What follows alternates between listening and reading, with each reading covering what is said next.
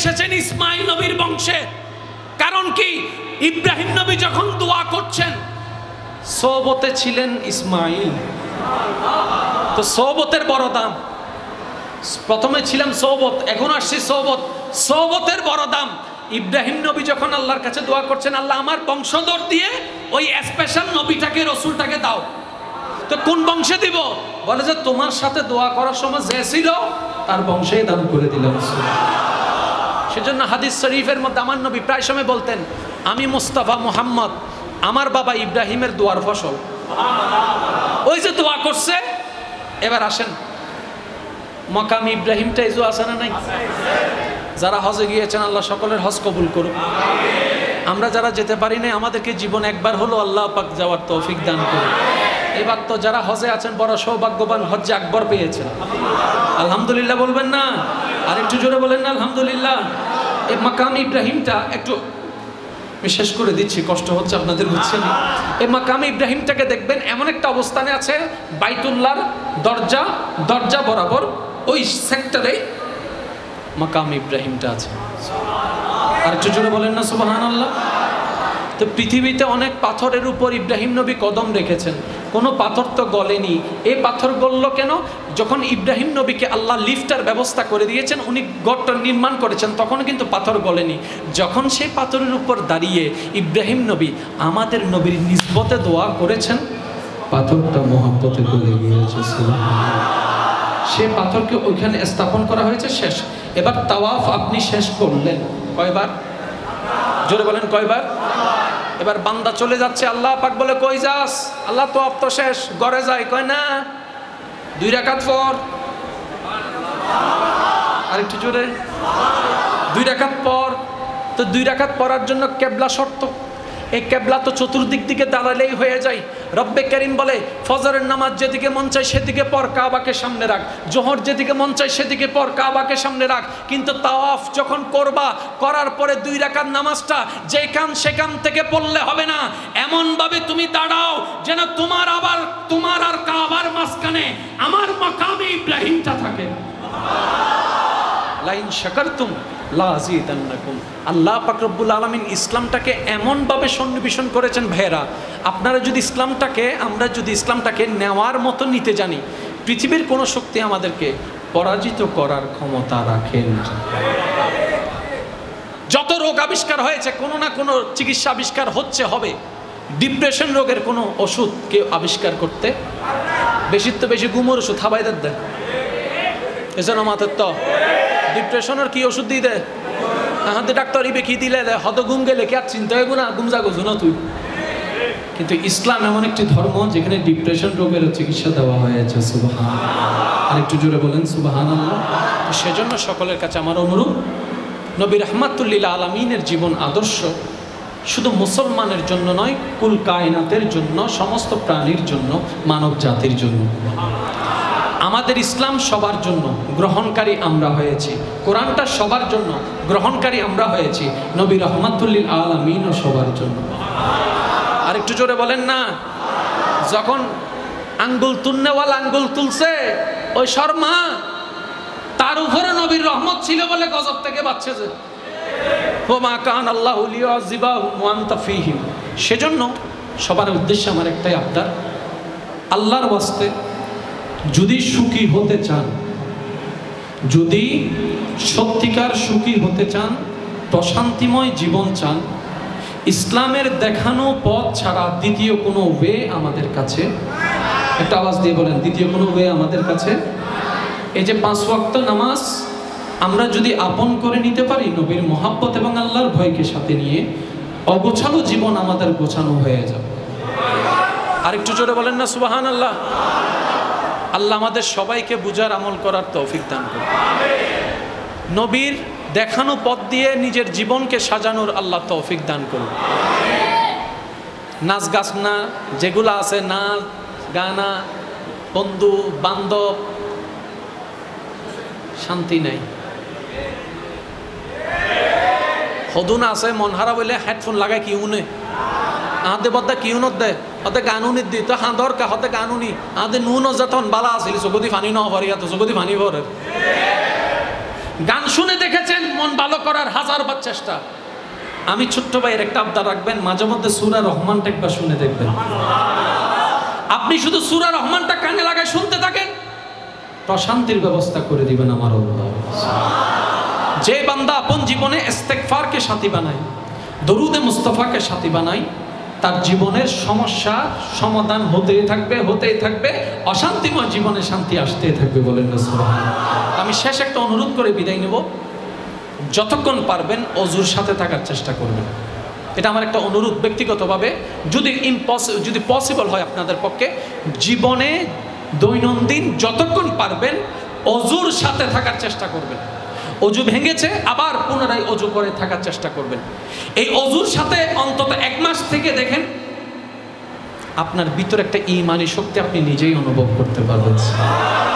রাতে ঘুমানোর আগে একটু অজুটা করে নেবেন, বেশিক্ষণ লাগবে না, 2 মিনিটে না, অজু করতে বেশিক্ষণ লাগবে না, 2টা মিনিট অজুটা করে ঘুমাবেন।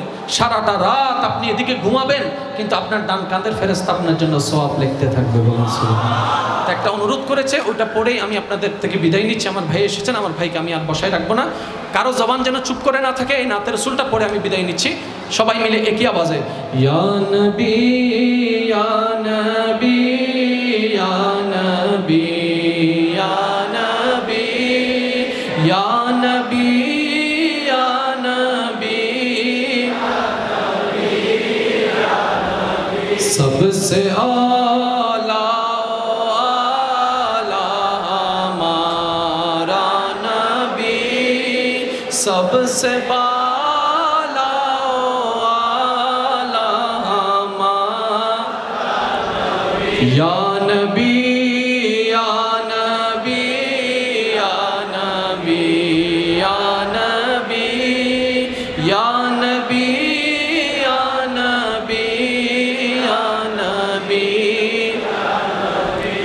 अपनी मौला का प्यारा हमारा नबी, दोनों आलम का दूल्हा हमारा नबी, या नबी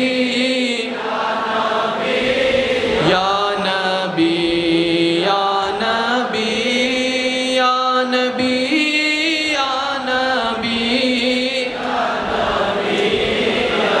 যার যত শক্তি আছে ঈমানি আওয়াজে আল্লাহর প্রশংসা একবার বলেন সুবহানাল্লাহ। আরেকটি ঈমানি আওয়াজ লাগাই বলেন সুবহানাল্লাহ। এবার বলেন আলহামদুলিল্লাহ। এবার বলেন লা ইলাহা ইল্লাল্লাহ, লা ইলাহা ইল্লাল্লাহ, লা ইলাহা ইল্লাল্লাহ। এবার সবাই 2 হাত তুলে দেন, 2 হাত তুলে ঈমানি আওয়াজে বলেন আল্লাহু আকবার, আল্লাহু আকবার, লা ইলাহা ইল্লাল্লাহ, লা ইলাহা ইল্লাল্লাহ, মুহাম্মাদুর রাসূলুল্লাহ সাল্লাল্লাহু আলাইহি ওয়াসাল্লাম। ওয়া আখিরু দাওয়ানা আলহামদুলিল্লাহি রাব্বিল আলামিন। আসসালামু আলাইকুম ওয়া রাহমাতুল্লাহি তাআলা ওয়া বারাকাতুহু। মারহাবা। এতক্ষণ পর্যন্ত নির্দিষ্ট কুরআন এবং হাদিসের আলোকে অত্যন্ত গুরুত্বপূর্ণ চমৎকার বক্তব্য পেশ করেছেন। আজকের এই আদিবর্ষণ নাইফিলে অন্যতম আলোচক বারিয়া দরবার শরীফের সম্মানিত নায়েবে সজ্জাদান শেখ রওনাত আহলে সুন্নাহ হযরতুল আল্লামা জনাবে মাওলানা আল্লামা মুফতি সৈয়দ মোহাম্মদ মুকাররম বারি সাহেব কিবলা মাদ্রাসাতুল আলী হুজুরের সম্মতে ইন্তেজামিয়া কমিটির পক্ষ থেকে মৌমাছিকে জিজ্ঞেস করলাম, ও মৌমাছি, এই 3 জায়গা ছাড়া ঘর বাঁধো না কেন? বলে যে বাঁধার ইচ্ছা নাই। আমরা বললাম অনেক জায়গা আছে, বাঁধো। বলে যে দরকার নাই। ও মৌমাছি কেন? বলে যে 3টা জায়গায় আমাদের পছন্দ। ও মৌমাছি কেন? বলে যে যিনি আমাদেরকে সৃষ্টি করেছেন, যিনি আমাদেরকে সৃষ্টি করেছেন ওই রব আমাদেরকে শুধু 3টা জায়গার পারমিশন দিয়েছেন, 4র্থ নাম্বার কোন জায়গার পারমিশন দেয় নাই। তাই মৌমাছি কিয়ামত পর্যন্ত এই 3 জায়গা ছাড়া 4র্থ জায়গাও কোথাও ঘর বাঁধবে না। এবার আল্লাহর নির্দেশটা কোথায় পাওয়া যাবে? সূরা নাহল আয়াত নাম্বার 68। সুবহানাল্লাহ না হক তো? সূরা নাহল বলেন সূরা আয়াত নাম্বার 68 ওয়া আওহা রাব্বুকা ইলান নাহলে আনিত্তাখিযি মিনাল জিবালে বুয়ুতান সূরা নাহলের 68 নম্বর আয়াতে মৌমাছি যে থিওরিতে ঘর বানায় কোরআনে সেটা 1400 বছর আগে আল্লাহ উল্লেখ করে দিয়েছেন। তাহলে মৌমাছির তত্ত্ব কোরআন থেকে বাদ পড়ে নাই বলেন না, মৌমাছির তত্ত্ব কোরআন থেকে বাদ।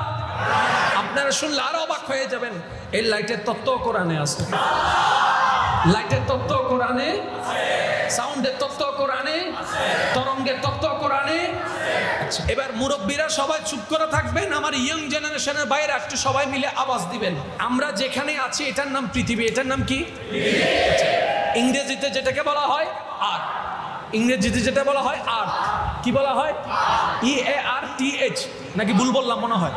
আর্থ, এই আর্থ, এই পৃথিবী টিকে থাকার জন্য, মুরব্বীরা চুপ থাকবেন, যুবকরা আওয়াজ দিবেন, এই পৃথিবী টিকে থাকার জন্য সাগরের দরকার, মাশাআল্লাহ।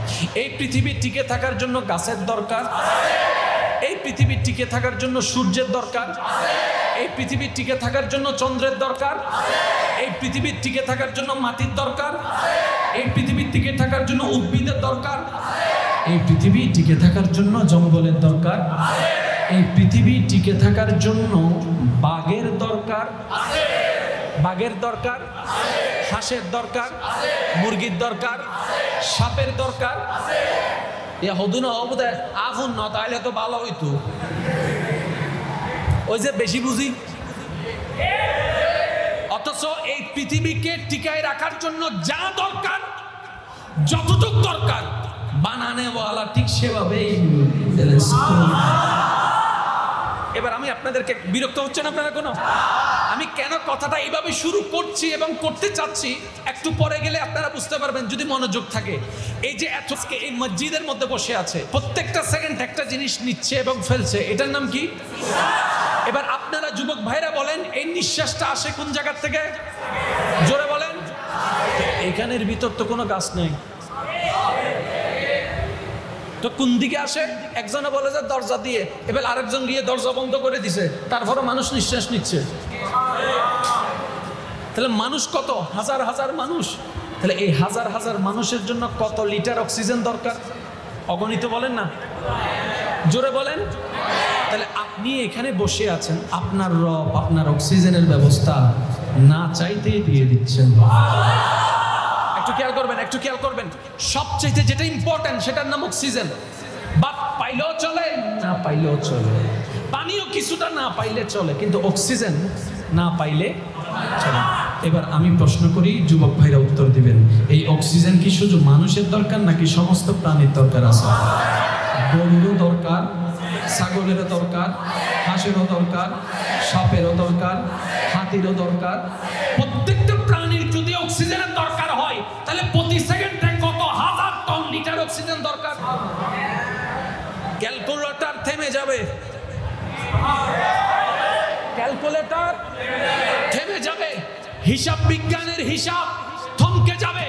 আপনার কাউন্টিং সম্ভবপর নয়, এত হাজার টন লিটার অক্সিজেন দরকার, কিন্তু এখনো পর্যন্ত আমরা কোথাও শুনতে পাই নাই অক্সিজেনের ঘাটতি দেখা গেছে। শোনা গিয়েছে মেডিকেল অক্সিজেন নাই, শোনা গিয়েছে হসপিটালে অক্সিজেন নাই, কিন্তু আপনি যখন ঘরে অক্সিজেন সেখানে, আপনি যখন মাঠে অক্সিজেন সেখানে, আপনি যখন জঙ্গলে অক্সিজেন সেখানে, আপনি যখন সাগরে অক্সিজেন সেখানে, আপনি যখন প্লেনে অক্সিজেন সেখানে। আল্লাহু আকবার।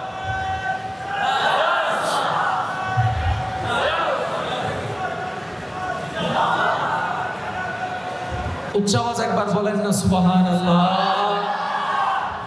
ব্যবস্থা করে দিচ্ছেন কে? আমি একটু প্রেম নিয়ে আওয়াজটা দিবেন, প্রেম নিয়ে। ব্যবস্থা করে দিচ্ছেন কে? কোন আল্লাহ জানেন? যিনি হচ্ছেন রব্বুল আলামিন। সারা জীবন শুনলাম রব্বুল আলামিন, আলহামদুলিল্লাহি রাব্বিল আলামিন। সূরা ফাতিহা পর্যন্ত দেরি, কিন্তু গভীরে যাওয়ার টাইমও পাই নাই, ইচ্ছাও কখনো হয় নাই। আসেন ওলামায়ে ইকরামের দোয়াকে সাথে নিয়ে মওলার প্রেম রাজ্যের কিছুক্ষণের জন্য বাসিন্দা হবার লক্ষ্যে একটু প্রেমের রাজ্যে আসেন। সুবহানাল্লাহ, আরো জোরে। যতবার আপনারা সুবহানাল্লাহ বলবেন খুশি হবে রহমান, রাগ করবে শয়তান। আর আপনার যতবার সুবহানাল্লাহ বলে আল্লাহর প্রশংসা করবেন, শয়তানের গালে এক একটা জুতার বাড়ি পড়ে। যারা চান শয়তানের গালে জুতার বাড়ি দেওয়ার সুবর্ণ সুযোগের নাম হচ্ছে আল্লাহর প্রশংসা। কিপটামি করবেন না, মন খুলে বলেন সুবহানাল্লাহ। এবার বলেন আমার মুখে মুখে আলহামদুলিল্লাহি রাব্বিল আলামিন। সবার মুখস্থ আছে তো ইনশাআল্লাহ? এবার আপনার একবার পড়েন। সচরাচর অর্থ আমরা সবাই জানি সমস্ত প্রশংসা আল্লাহর জন্য, এতটুকুই আমরা বলে থাকি না? এবার আসুন আলহামদুলিল্লাহ। তো প্রশংসা এগুলো কার জন্য? আল্লাহ নিজেই বলছেন লিল্লাহে। সুবহানাল্লাহ বলেন। আল্লাহ নিজেই বলছেন সমস্ত প্রশংসা লিল্লাহে, আল্লাহর জন্য। এবার প্রশ্নকারী প্রশ্ন করে আল্লাহটাকে। প্রশ্ন একটা আছে না নাই? কথা বলেন না বল। আর বাপরে চিনিস না? তোর বাপ হন। যে চিনে সে কিন্তু বলবে না, যে চিনে না সে প্রশ্ন করবে তোমার বাপকে। এবার বান্দা বলে সমস্ত প্রশংসা আল্লাহর জন্য। প্রশ্নকারী প্রশ্ন করে আল্লাহটাকে। আল্লাহ উত্তর নিজেই শিখাই দিচ্ছেন রব্বিল আলামিন। বান্দা তুমি বলো ওই আল্লাহ হচ্ছে আলামিনের রব। সুবহানাল্লাহ বলেন। আলামিনের, সবাই মিলে বলেন আলামিনের। আরো জোরে বলেন আলামিনের। আলামিনের রব কাকে বলে? আমরা তো জানি আল্লাহ সৃষ্টিকর্তা, খালেক, কিন্তু আল্লাহ এখানে খালেক বলেন নাই। আমরা তো জানি আল্লাহ রহমান, আল্লাহ এখানে রহমান বলেন নাই। আল্লাহ একটা শব্দ ব্যবহার করেছেন, শ্রদ্ধার সাথে বলছে, একটু মনোযোগ দিবেন। আল্লাহ পাক বলছেন রব। রব রব র ব রব, রা বা রব। রব মানে পালন কর্তা। পালন কর্তা মানে কি জানেন? ওই যে অনেক সময় আমাদেরকে মুরব্বীরা বলে না, তোরা লালি ভালি আয় বড় গজ্জি দিন। লালি ফালি বড় করছে মানে কি? তুমি প্রস্রাব করেছো, আমি পরিষ্কার করে দিয়েছি। তুমি পায়খানা করেছো, আমি ধৌত করে দিয়েছি। রাতের ঘুম দেখি নাই, খিদে লেগেছে, আমি তোমাকে দুধ খাওয়াইছি। তুমি রাত্রে ঘুমাও নাই, আমি সারা রাত তোমাকে কাঁধের মধ্যে নিয়ে হেঁটেছি। তোমার একটু অযত্ন আমি হতে দিই নাই, একটু কষ্ট তুমি পাও সেই সুযোগটা আমি দিই নাই। প্রতিটা সেকেন্ডে সেকেন্ডে আমি তোমাকে যত্ন করেছি, লালন করেছি, পালন করেছি। ওটার নাম হচ্ছে লালন পালন। রব বলছেন আনা রব্বুল আলামিন। তার মানে এই আলামিনকে প্রতিটা সেকেন্ডে আমি আল্লাহ লালন করি, পালন করি, যত্ন নিই। আর একটু জোরে বলেন সুবহানাল্লাহ। এই আলামিনের পালন কর্তাকে জোরে বলেন না। আর কেন জোরে হইবেন না? যিনি হচ্ছেন রব্বুল আলামিন। এবার যার কাছে এই রব থাকবে তার টেনশন কি? যার কাছে এই রব থাকবে তার টেনশন কি? তার দুঃখ কি? তার কষ্ট কি? তার নাই কি? সব আছে। সেজন্যই তো বলি হয়ে যান একবার আল্লাহর। আল্লাহ কি বলছেন? বান্দা তুই আমার হয়ে যা, আমি তোর হয়ে যাব। তুই আমার হয়ে যা, আমি তোর হয়ে যাব। বান্দারে তোর আর কোনো চিন্তা টেনশন থাকবে না। তোর জন্য জান্নাতুত তাজরি মিন তাহতিহাল আনহার ওয়ালা জান্নাতের ব্যবস্থা আমি করে রেখেছি। শর্ত কি? तू मेरा हो जा, তুই আগে আমার হ। সুবহানাল্লাহ বলেন। এবার আসুন নবীর কাজ কি? বান্দাকে আল্লাহর করাই দেওয়াই হচ্ছে নবীর কাজ। অথচ সেই জিনিসটা না বুঝার কারণে আমরা নবী নিয়ে ঝগড়া করি। আল্লাহ বান্দা, আল্লাহ নবীকে পাঠালেন। নবীর কাজ কি? বান্দাকে আল্লাহর করা। আবু বকর বান্দা গেলেন নবীর কাছে, উনি আল্লাহর করে দিলেন। ওমর গেলেন বান্দা নবীর কাছে, ওমরকে আল্লাহর করে দিলেন। নবীর কাজ কি? আল্লাহর সাথে কানেকশন লাগাই দেওয়া। এছাড়া দ্বিতীয় কোনো কাজ, এছাড়া দ্বিতীয় কোনো কাজ। ওই নবীকে না বুঝার কারণে আমরা প্রেমটাও করতে জানি নাই, কানেকশনও লাগাইতে। বিরক্ত হচ্ছেন আমি বুঝতে পারছি, কারণ আমরা তো ওই একটা গতানুগতিক আলোচনায় মানে ঢুকে গিয়েছি। মানে ঘটনা আসতে হবে, হ্যাঁ কিছু এরকম আসতে হবে, নাহলে আমাদের ওয়াইজের মতো লাগে না। আপনারা শুনলে অবাক হবেন, দিন দিন নাস্তিক বেড়ে যাচ্ছে। মুরব্বীরা না জানুক, যুবকরা জানেন, দিন দিন নাস্তিক বেড়ে যাচ্ছে। ঢাকার মধ্যে যাইয়া খবর নিয়ে দেখেন, রমজানের রোজা রাখে নাই অনেক অনেক ফ্যামিলি আছে। তো ওই ভাইরাস কিছুদিন পরে যে চিটাঙে আসবে না, গ্যারান্টি কি? এখন থেকে যদি সোচ্চার না হন, আফসোস করা ছাড়া দ্বিতীয় কোনো উপায় থাকবে না। তো ইসলামকে প্রেজেন্ট করার হাজারটা মাধ্যমের একটা মাধ্যমের নাম হচ্ছে ওয়াইজ মাহফিল। এই ওয়াইজ মাহফিল যদি তর্কাতর্কি চলে, এই ওয়াইজ মাহফিলের মধ্যে যদি গুতাগুতি চলে, এই ওয়াইজ মাহফিলের মধ্যে ধাক্কাধাক্কি চলে, এগুলো ভিডিও আকারে ফেসবুকে যাবে, ইউটিউবে যাবে। ওই নাস্তিকরা আমাদের কিছু অবুঝ মুসলমানকে দেখাই দেখাই বলবে, এই দেখো মুসলমানরা ঝগড়া করে, এটা কখনো ধর্ম হতে পারে না। তাদেরকে সবাইকে নিয়ে যাচ্ছে তাদের দল। আল্লাহ একদিন ইব্রাহিম নবীকে বলে, ইব্রাহিম আমার জন্য একটা ঘর বানাইতে পারবা? আমি প্রেম দিয়ে বলছি, আপনারা শুধু প্রেম দিয়ে শুনেন। ইব্রাহিম আমার জন্য একটা ঘর বানাবা? ইব্রাহিম বলে, ইয়া রাব্বে কারীম, হুকুম দিলেই করব, কারণ তুমি মালিক, যা বলবা তাই তো করব। তুমি যাই বলবা তাই করব, কিন্তু বানানোর জন্য তো জিনিস দরকার। আর এখানে তো কোনো ইটের দোকান, রটের দোকান, সিমেন্টের দোকান, হেল্পারও, মিস্ত্রিও, তো বানামো কেমনে? রব্বে করিম বলে, হুকুমদাতা যেহেতু আমি, টেনশন তোমার নয়, ব্যবস্থাটাও আমি রব করে দিয়েছি। একটু মনোযোগ দিয়ে শুনবেন, এটার মধ্যে আপনার জীবনের অনেক প্রশ্নের উত্তর পেয়ে যাবেন। হুকুমদাতা যেহেতু আমি, তোর টেনশনের দরকার নাই, তোমার টেনশনের দরকার নেই, ব্যবস্থা সব আমি রব করে দিব। এবার ইব্রাহিম নবী প্রস্তুত, কি বানাবে বলেন না, কি বানাবে? কার জন্য? কার জন্য? ইব্রাহিম নবী প্রস্তুত। এবার আল্লাহ পাক রব্বুল আলামিন কুদরতি ব্যবস্থাপনায় আল্লাহর ঘরের পাথরের ব্যবস্থা করে দিবে।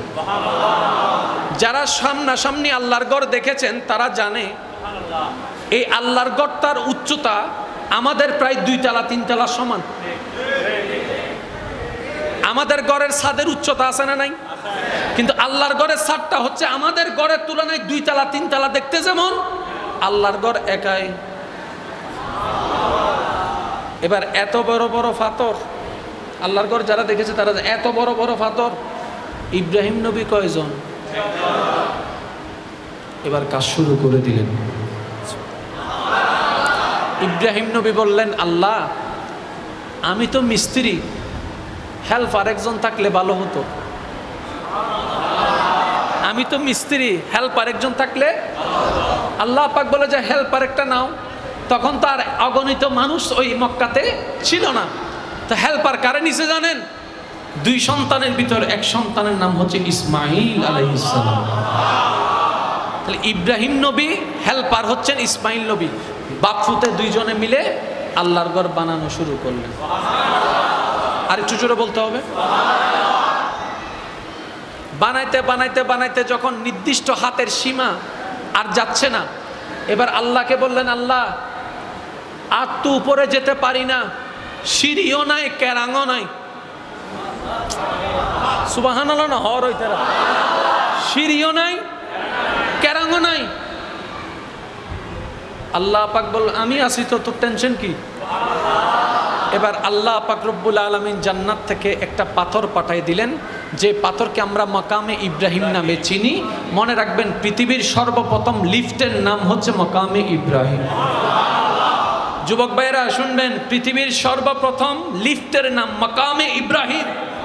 আল্লাহ এমন একটি পাথর পাঠালেন, ইব্রাহিম নবীকে বললেন, তুমি পাথরের উপর দাঁড়িয়ে মুখে বলার দরকার নেই, মনে মনে শুধু বলবা যেখানে যাওয়ার ও ওইখানে তোমাকে নিয়ে যাবে। ইব্রাহিম নবী, ইসমাইল নবী, এই পাথর কাজ শেষ। সুবহানাল্লাহ, কাজ তো ওনারা তো জানন, যত ইস্টিমেট করিবেন গরন হাত শেষ হওয়ার পরে কিছু। ইব্রাহিম নবী বললেন, আল্লাহ কিছু আছে, এগুলা কি করব? কারণ এগুলো তো তোমার ঘরের জিনিস, তোমার থেকে আসা জিনিস, যেখানে সেখানে তো দেওয়া যাবে। আল্লাহ পাক বললেন, ইব্রাহিম যা অবশিষ্ট আছে তা উপরের দিকে শূন্যের দিকে নিক্ষেপ করো। ইব্রাহিম নবী বললেন, আল্লাহ কেন? বলে যে ওইটা তোমার জানার দরকার নাই, তোমার কাজ তুমি করো। ইব্রাহিম নবী ওই অবশিষ্ট নিয়ামতগুলাকে উপরের দিকে ছুটে ফেললেন। ছুটে ফেলার পরে আল্লাহ পাক রব্বুল আলামিন আপন কুদরতি ব্যবস্থাপনায় ওই আল্লাহর ঘরের বানানোর, আল্লাহর ঘরের অবশিষ্ট পাথরকে পৃথিবীর আনাচে কানাচে ছড়াই দিলেন। মনে রাখবেন, কিয়ামতের আগ পর্যন্ত ওই অবশিষ্ট পাথরের একটু কণা যে জমিনে পড়েছে, কিয়ামতের একদিন আগে হলেও ওই জায়গায় একটা মসজিদ প্রতিষ্ঠিত হবেই হবে।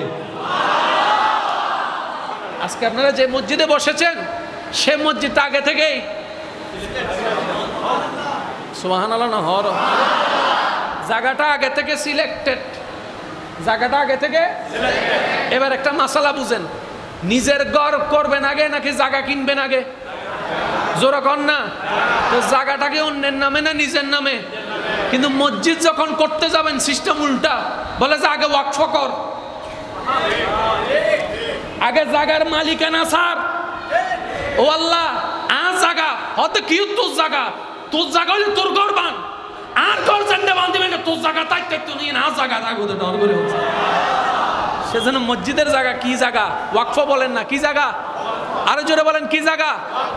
এবার একটা জিনিস, মজার জিনিস খেয়াল করবেন, বলবো আমি বারবার বলছি, কোরআন বড় মজার কিতাব, আর আমাদের এখন ক্লাসটাই বেশি দরকার। কি বলেন আপনারা? যুবক ভাইয়ের আওয়াজ দিয়ে বলেন, ক্লাসের দরকার আছে না নাই? ক্লাসের দরকার আছে না নাই? আল্লাহ পাক এলমের হেলমের মধ্যে আমার ভাইয়ের আরো 1000 গুণ বরকত দান করুক আমিন।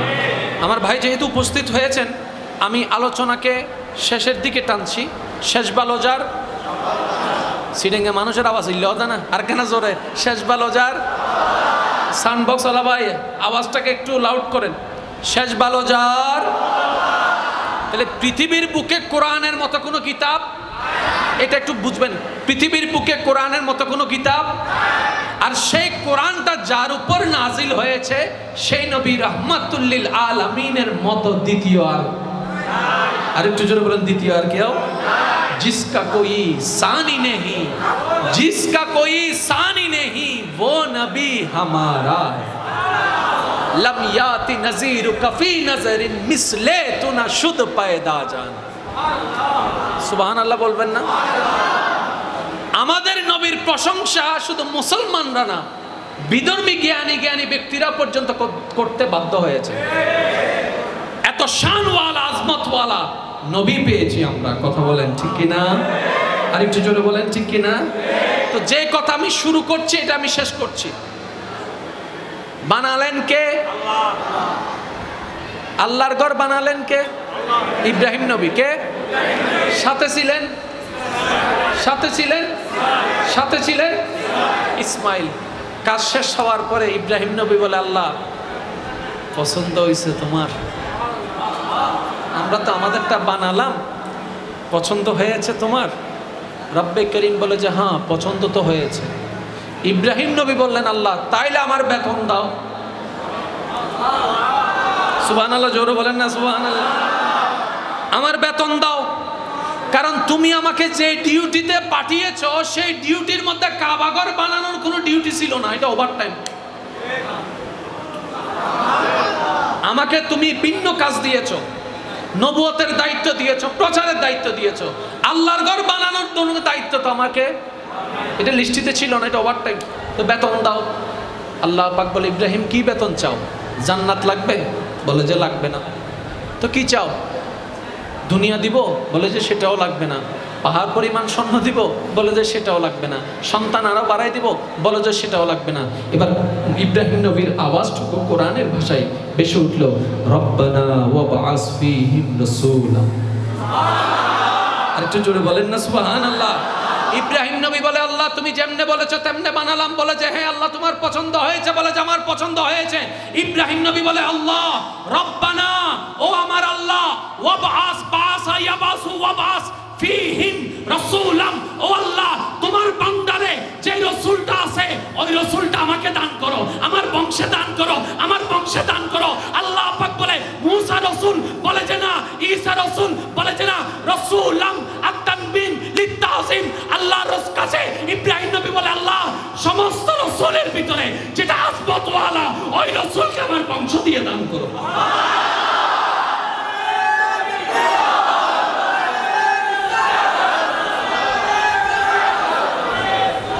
গড় বানালেন ইব্রাহিম নবী, খেয়াল করবেন, গড় বানালেন ইব্রাহিম নবী, সাথে ছিলেন ইসমাইল।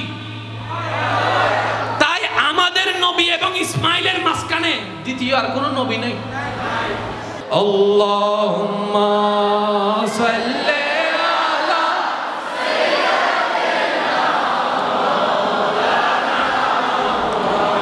ওয়া আলা আলি মাওলানা।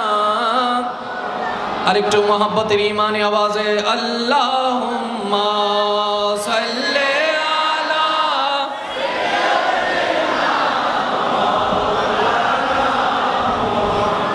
ওয়া আলা আলি।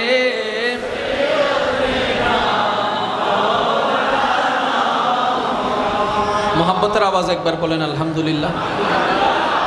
আমি মূল কিছু কথা তুলে ধরছি এই কারণে আমার ভাই এসে যেন ওই হালটা নতুন করে চাষ করতে না হয়, শুধু উনি রোয়া রুকে যেন চলে যেতে পারে। আমি যা চাষ করার আগে আমি রোয়াটা রোকার ব্যবস্থাটা আমি করে দিই, আমার ভাই এসে শুধু রোয়া রোপণ করবে। আমরা এখন বসে আছি কোথায়? জোরে বলেন না। মাশাআল্লাহ, কত সুন্দর না, কত সুন্দর না। এগুলো মসজিদের সৌন্দর্য নয়। মসজিদের সৌন্দর্য কখন হয় জানেন? যখন মুসল্লি এসে ভরপুর হয়ে যায়। দেখেন আমরা কেউ এখন মুসল্লি না, কিন্তু একটু ডাইনে বামে দেখেন, দেখতেই সুন্দর লাগছে। এবার মনে করেন এখানে কোনো জারবাতি নাই, গম্বুজ নাই, কিচ্ছু নাই, একটা ওই কি জানি বলে টিনের চালের মসজিদ, তারপরও দেখতে একটা স্বাচ্ছন্দ্য বোধ লাগবে, কারণ মসজিদের সৌন্দর্য মুসল্লি দিয়ে হয়, বলেন না সুবহানাল্লাহ। এবার এই মসজিদটা এতগুলা জায়গা থাকতে এখানে হলো কেন? বুঝবেন, একটু খেয়াল করবেন। আরো জায়গা আছে না? ওদিকেও জায়গা আছে না? এই জায়গায় হলো কেন? নিশ্চয় কোন একটা কারণ, নিশ্চয় কোন একটা কারণ। কিছু কিছু জায়গায় গেলে আপনি দেখবেন এমন জায়গায় মসজিদ আপনার বিবেক দেখেই বলে এই মসজিদটা এখানে না হলে ভালো হতো। যেমন কিছু কিছু মসজিদ দেখবেন রাস্তার মাঝখানে। মনে রাখবেন ভাইয়েরা, এই মসজিদ যেটা আজকে আপনারা এখন দেখছেন আকৃতিগতভাবে, এই মসজিদের জায়গাটা বরাদ্দ হয়েছে হাজার হাজার হাজার বছর আগে।